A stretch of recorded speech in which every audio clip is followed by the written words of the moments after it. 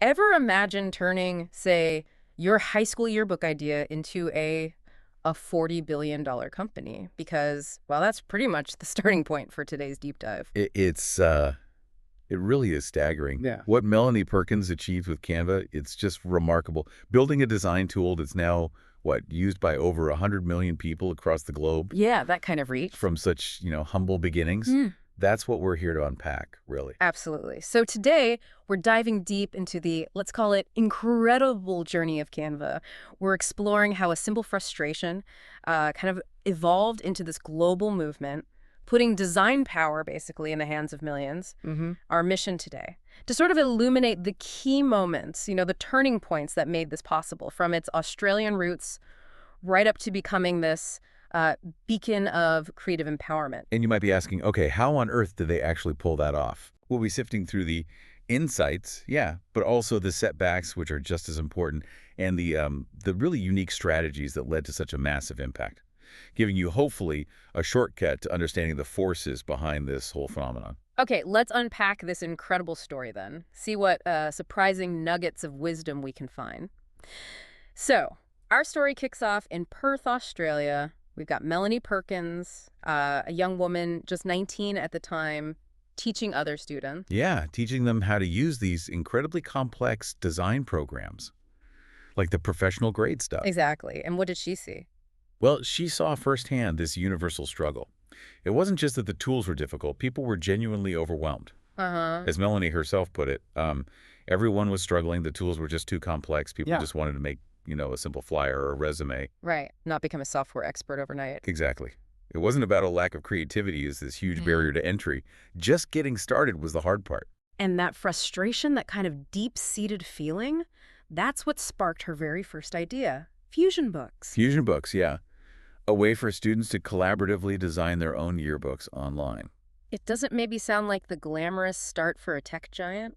No, not immediately. But it worked. It Yeah. was profoundly effective. And, crucially, it proved something fundamental, didn't it? It absolutely did. It showed that ordinary people wanted to design their own stuff. They just needed the right tools. Tools that actually worked for them. What's really insightful, though, is even with that initial success, that proof, not everyone saw the potential, did they? Oh, definitely not. Melanie faced, get this, over 100 rejections from investors. 100. 100. It's hard to even fathom. 100 rejections. I mean, that's just an astonishing number. What does that level of perseverance tell you, despite such widespread doubt? About her conviction, maybe? And maybe about the short-sightedness sometimes in early-stage investing. Well, I think it highlights two critical things. First, Melanie's absolutely unshakable belief in this idea of democratizing design, even when basically nobody else could grasp the vision. And second, it shows how often these truly disruptive ideas, they come from unexpected places, right? It forces founders to prove their concept against, immense skepticism. Right. A lot of investors just didn't get the market need, or maybe they just didn't believe someone from, Perth, Australia could build a global tech company. But then a pivotal moment arrived. Something shifted their trajectory, and it involved a pretty unconventional meeting strategy. Ah, yes, the kitesurfing connection. Exactly. She met Bill Tai, a prominent Silicon Valley investor who also happened to be a massive kitesurfing fanatic. Indeed. And Melanie, always thinking strategically, saw her chance. She literally learned to kitesurf. Just like that. Not just for fun, mind you, but because, as she admitted pretty candidly, that's where the real conversations happened. Yeah. Away from the office, That's a level of dedication you just rarely see, isn't it? Yeah. She put herself in the right environment, totally outside the traditional boardroom setting, to make those connections. It really is something. Imagine the commitment. And obviously that commitment paid off big time. Hugely. Bill Tai didn't just invest, he became this crucial bridge, introducing her to key people. Including Cameron Adams. Exactly. An ex-Google engineer, really passionate about user experience, elegant software design. The perfect fit, really. And this is where the sort of core philosophy of Canva starts to solidify, right? This is it. Together, they built Canva's founding team.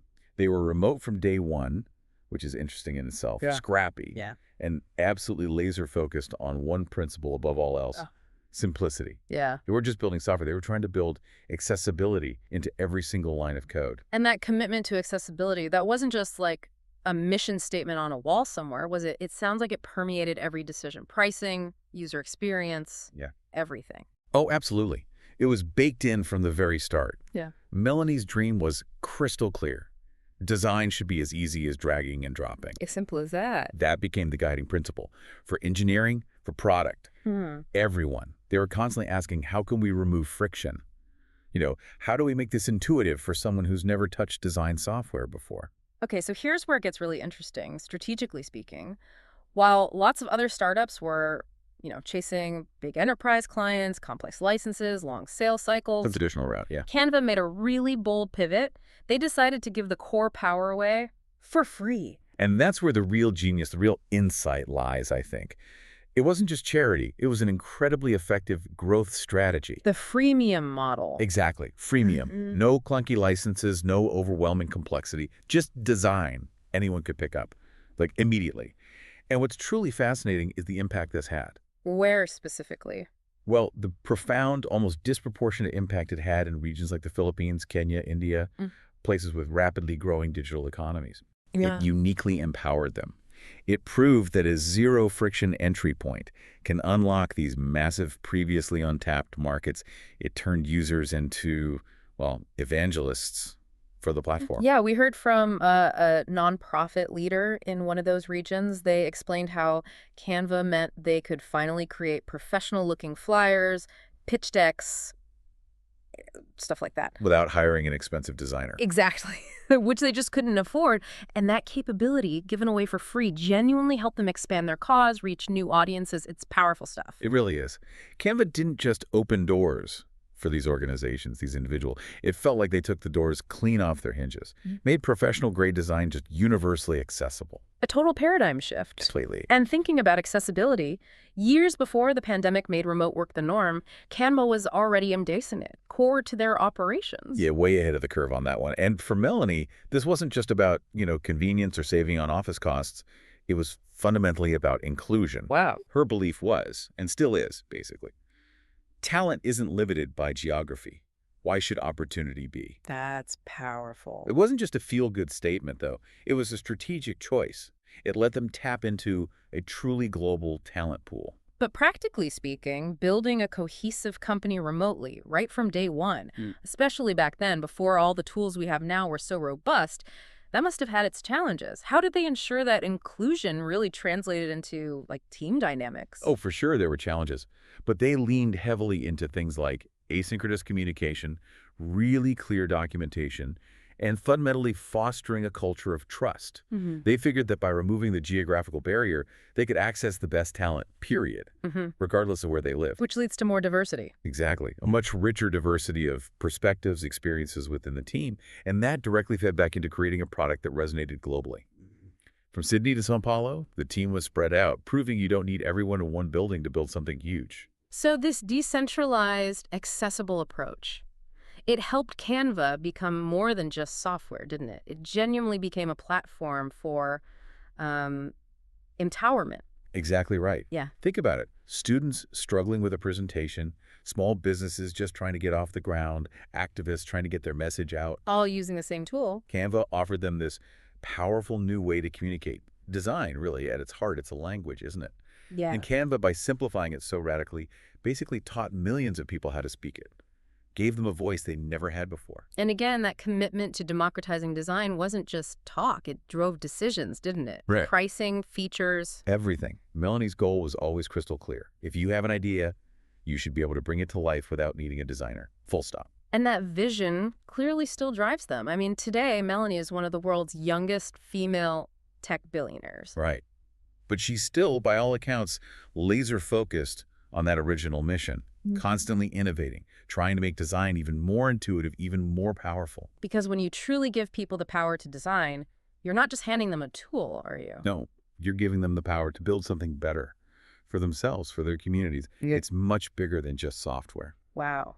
What an incredible deep dive that was. The story of Canva, Melanie Perkins.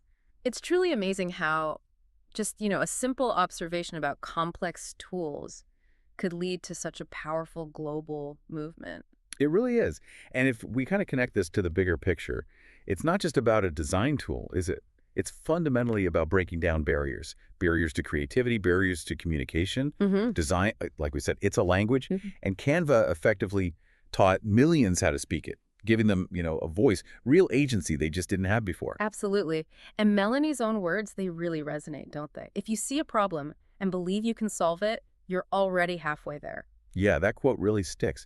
And what's fascinating here, I think, is how often the most impactful solutions start from something that seems quite small, an everyday problem. Like just signing a flyer or, yeah, you... Exactly. The huge scale comes later from the simplicity and the universality of the solution they found. So, okay, what does this all mean for you listening right now? Maybe consider the everyday frustrations, the complexities you bump into in your work, your daily life, whatever. This deep dive into Canva's story, it kind of leaves us with a provocative question, doesn't it?